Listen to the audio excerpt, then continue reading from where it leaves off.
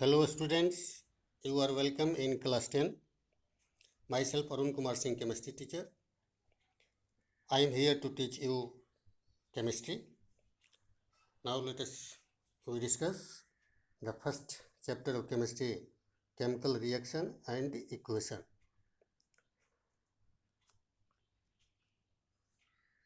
Introduction. तो chemical reaction को समझने के लिए हम अपने दैनिक जीवन में अपने आसपास घटित होने वाली घटनाओं को देखें। Let us consider the phenomena occurring in our daily life. तो हम देखते हैं कि हमारे दैनिक जीवन में फिजिकल और केमिकल दो तरह के चेंजेस होते हैं, जैसा कि तुम 9th क्लास में पढ़ चुके हो सब, जिसमें जानते हो कि फिजिकल चेंज में न्यू सब्सटेंस फॉर्म नहीं होता, उसमें केवल मैटर का स्टेट चेंज होता है, जबकि केमिकल चेंज में न्यू सब्सटेंस फॉर्म होते हैं। फिजिकल चेंज रिवर्स किया जा सकता है, वो रिवर्सिबल होता है, लेकिन केमिकल चेंज रिवर्स नहीं किया जा सकता या कभी कभी किया जा सकता है। यानी कि केमिकल चेंज यूजुअली रिवर्स नहीं होता, जनरली रिवर्स नहीं होता है। तो द केमिकल चेंज को हम इससे डिफाइन कर सकते हैं कि the phenomena is happening in our daily life which involve the formation of new substance are considered as chemical change. तो इस तरह से केमिकल चेंज को डिफाइन करने के लिए हम कहते हैं कि द फिनोमेना वैसा घटनाएं जिसमें न्यू सब्सटेंस फॉर्म होते हैं वो केमिकल चेंज होता है। The phenomena is happening in our daily life which involve the formation of new substance are considered as chemical change. इसको केमिकल चेंज कहते हैं।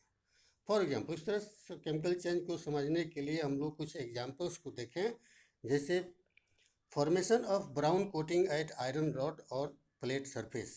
यानी आयरन रॉड के सरफेस पर या प्लेट के सरफेस पर ब्राउन कोटिंग का हो जाना, यह एक केमिकल चेंज का एग्जाम्पल है।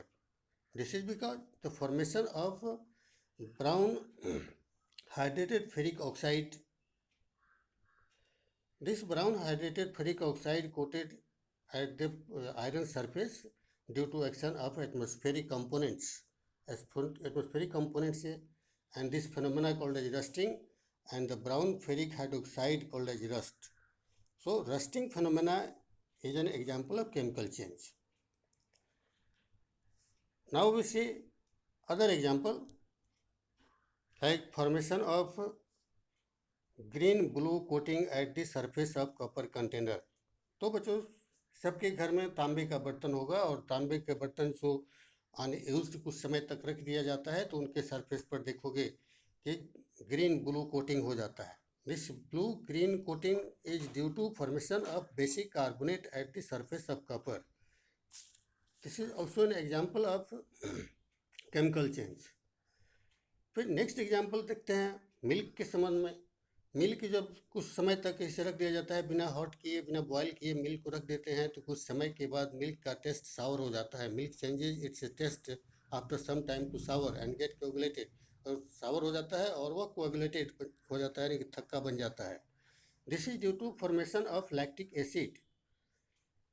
इन this phenomena lactose sugar present in milk changes into lactic acid by some effect, and therefore milk becomes sour and coagulated.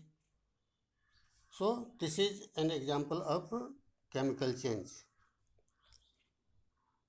Now we consider other example, जैसे आजकल mango का सीजन है और mango अभी जो immature है वो सावर इन टेस्ट होता है, यानी sour immature mango become sweet on maturation and ripening.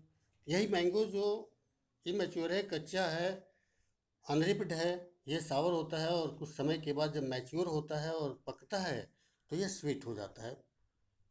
This is also an example of chemical change because inside the mango the sour substance changes into sweet substance. This is due to esterification के द्वारा सावर mango sweet हो जाता है। अब इन सभी examples को देखें जो केमिकल चेंज है, इनके अलावा भी हम लोग बहुत सारे चेंजेस देखते हैं जो केमिकल चेंज है, जैसे burning of LPG gas in our kitchen, burning of candle, ये सब केमिकल चेंज हैं। अब जनरली हम लोग देखते हैं कि सेव मार्केट से लाते हैं और उसको सेव का सेवन करने के लिए उसको काटते हैं, पीस करते हैं, पीस करके रख देते हैं, तो उस पीस पर पीस का कलर जो ब्राउन हो जाता है कुछ समय के बाद। काटते समय एप्पल पर क्या होता है, क्या देखते हैं, तो ग्रीन जूस देखते हैं। वही ग्रीन जूस कुछ समय के बाद ब्राउन हो जाता है। This is also due to chemical change. So बच्चों, this type of happenings are due to chemical reaction. ये सभी जो केमिकल चेंजेज हैं ये सभी केमिकल रिएक्शंस का रिजल्ट होता है। So we define chemical reaction. तब हम लोग केमिकल रिएक्शन को डिफाइन करें। What is chemical reaction, how can you define a chemical reaction, chemical reaction को कैसे डिफाइन करोगे। तो हम ये देखते हैं कि the process of conversion of one or more substance into new substance called as chemical reaction. The process of conversion of one or more chemical substance into new substance is called as chemical reaction। वह phenomena, वह process जिसमें कोई substance, कोई chemical substance, एक या दो chemical substance interact करके new substance का फॉर्म करते हैं, यह फिनोमेना केमिकल रिएक्शन कहलाता है। Chemical reaction involve rearrangement of atoms among substances. तो केमिकल रिएक्शन में क्या होता है, केमिकल रिएक्शन में केमिकल सब्सटेंस के एटम्स का रीअरेंजमेंट होता है और एटम्स के रीअरेंजमेंट से न्यू सब्सटेंस का फॉर्मेशन होता है। Let us consider an example. Quicklime when interact with water changes to select-line releasing heat. तो क्विकलाइम को जब वाटर से इंटरेक्ट करते हैं, when we allow quick lime to react with water, यानी कि क्विक लाइम जो कली चूना है, जो कैल्शियम ऑक्साइड है, उस पर जब वाटर देते हैं तो वाटर से वो रिएक्ट करता है और रिएक्ट करके कैल्शियम हाइड्रोक्साइड बनाता है जिसको सिलेक्ट लाइम कहते हैं। और इस प्रोसेस में कुछ हीट रिलीज होता है। यानी क्विक लाइम व्हेन इंटरेक्ट और react with water changes to select lime releasing heat. This is the chemical reaction, and this reaction represented as calcium oxide plus water, aromer calcium hydroxide plus heat। इसको calcium oxide plus water, arrow mark calcium hydroxide plus heat से represent किया जाता है। ये कहता है कि calcium oxide react with water to form calcium hydroxide. तो प्रत्येक केमिकल रिएक्शंस में एक या दो सब्सटेंस होते हैं जो आपस में रिएक्ट करते हैं और ये रिएक्ट करके न्यू सब्सटेंस बनाते हैं। तो what you say about the substances reacting together and the substance produced, that substances are called as reactant and product. इनको रिएक्टेंट एंड प्रोडक्ट कहा जाता है। First we discuss reactants. What are reactants, what do you mean by reactants. Reactant क्या है? The chemical substances that interact to form new substance are called as reactants। वैसे chemical substance जो आपस में react कर न्यू सब्सटेंस फॉर्म करते हैं reactants कहलाते हैं। The chemical substances that interact और react together to form new substance are called as reactants. वैसे सब्सटेंस जो आपस में रिएक्ट करके या इंटरेक्ट करके न्यू सब्सटेंसेस का फॉर्मेशन करते हैं वे रिएक्टेंट्स कहलाते हैं। जैसे कि ऊपर के रिएक्शन में कैल्शियम ऑक्साइड रिएक्टेंट है, water either in case of moisture और इन लिक्विड स्टेट, ये रिएक्टेंट्स हैं। वाटर का मॉइस्चर हो या वाटर लिक्विड फॉर्म में लिया गया हो, दोनों केस में ये रिएक्टेंट होते हैं। तो इनको हम कैल्शियम ऑक्साइड और वाटर को रिएक्टेंट माना जाता है। Now we discuss product. What are products? What do you mean by product? The new substance produced as a result of chemical reaction are called as products। यानी जो new substance reaction के द्वारा जो new substance produce होते हैं वे product कहलाते हैं। The new substances produced as a result of chemical reaction are called as products. इनको प्रोडक्ट कहा जाता है। तो बच्चों ऊपर केमिकल रिएक्शन दिया गया जिसमें कैल्शियम ऑक्साइड वाटर से रिएक्ट करके कैल्शियम हाइड्रोक्साइड फॉर्म किया। ये calcium hydroxide slaked lime is a product, इसको प्रोडक्ट कहते हैं। साथ ही इस रिएक्शन में कैल्शियम हाइड्रोक्साइड के साथ कुछ हीट एनर्जी रिलीज होता है, तो heat energy also is an energy product, is also considered as product, and heat energy involved in this reaction also considered as product। तो दोस्तों केमिकल रिएक्शन को हम लोग एक एक्टिविटी से समझें।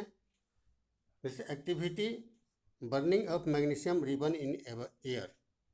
मैग्नीशियम रिबन को एयर में जला करके उसके चेंजेस को ऑब्जर्व करें, देखें ये किस प्रकार जलता है और जल करके क्या फॉर्म करता है। इसके लिए हम लोग take a small piece of magnesium ribbon, हमने एक small piece of magnesium ribbon लिया और इसको टोंग के द्वारा होल्ड किया हाथ में, और इससे मैग्नीशियम रिबन को बर्नर के फ्लेम में ले जा कर के इसको इग्नाइट किया या मैच स्टिक से इग्नाइट किया। और before igniting, before burning the magnesium, it is necessary to clean it, इसको क्लीन करना आवश्यक होता है। So magnesium ribbon cleaned by rubbing with sandpaper, and clean it by rubbing with sandpaper, and first take a small piece of magnesium ribbon, clean it by rubbing with sandpaper, hold it with tongue के साथ इसको hold करें, and ignited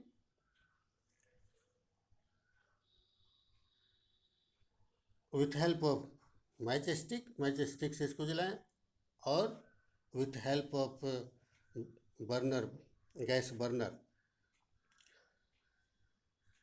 In this process you observe that magnesium ribbon burns with bright light। इस process में तुम observe करोगे magnesium ribbon bright light के साथ जलता है, डेजलिंग लाइट के साथ जलता है, यानी कि बहुत चमकीले प्रकाश के साथ जलता है। और जलने के साथ साथ यह वाइट ऐश प्रोड्यूस करता है। During the combustion, during the burning of magnesium, white ash falling down, white ash नीचे गिरते हैं। That white ash is due to formation of magnesium oxide. तो हाउ मैग्नीशियम